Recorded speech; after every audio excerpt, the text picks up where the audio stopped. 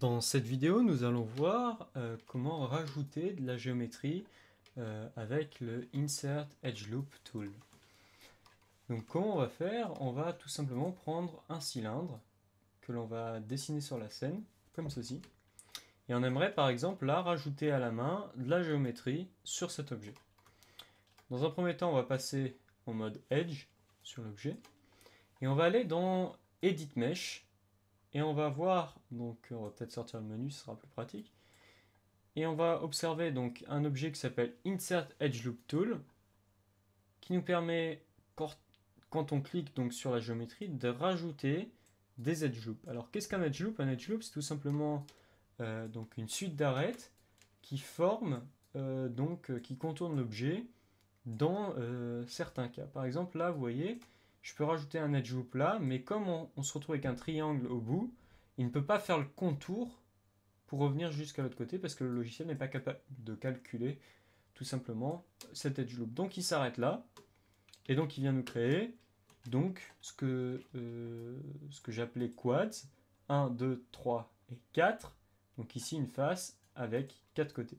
Et l'edge loop s'arrête à cet endroit-là. Donc voilà comment on crée des edge loops dans Maya. C'est très très important cette notion d'edge loop.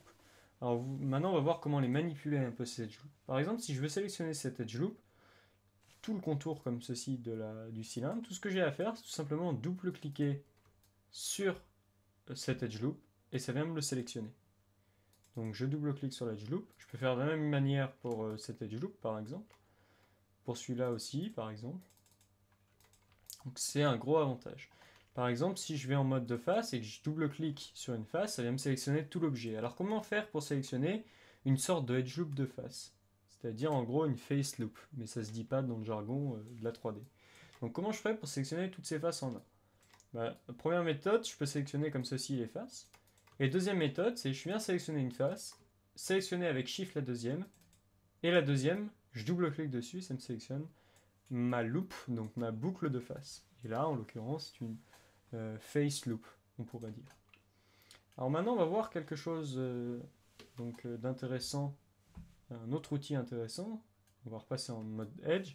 C'est pas donc le Interactive Edge Loop Tool, c'est le Interactive Split Tool, qui permet donc de créer des coupes, tout simplement en sélectionnant l'endroit de notre coupe.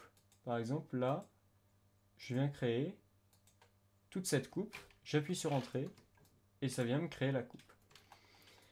Alors, on va voir quelques techniques par rapport au Split Tool. Alors, ce qu'il faut donc là, je fais pomme Z, ou CTRL Z, ou Z.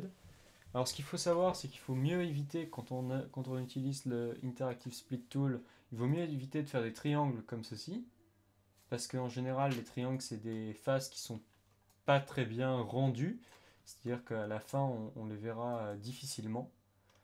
Enfin, c'est pas qu'on les verra difficilement, mais c'est plutôt qu'elles auront des problèmes pour se rendre. Ça fera plus calculer l'ordinateur pour essayer de trouver la bonne indentation de rendu. Enfin, les bonnes caractéristiques de rendu.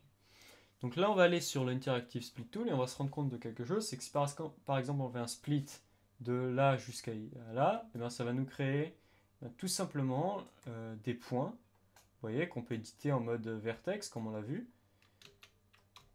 Ça va nous créer des points donc, qui sont éditables et qui sont donc les coupures, la segmentation plutôt, entre la ligne que l'on vient de créer. Le problème ici, c'est que ça vient nous faire un polygone à 5 faces, 1, 2, 3, à 5 points, à 5 sommets, 5 vertex. Et tout comme les triangles, c'est difficilement rendable, ça fait plus calculer l'ordinateur et c'est pas ce que l'on souhaite. Donc c'est pour ça que maintenant on va parler plus de techniques de modélisation dans le sens où il faut que l'on connaisse notre maillage et qu'on utilise un bon flux pour ce maillage, donc une bonne ergonomie de maillage.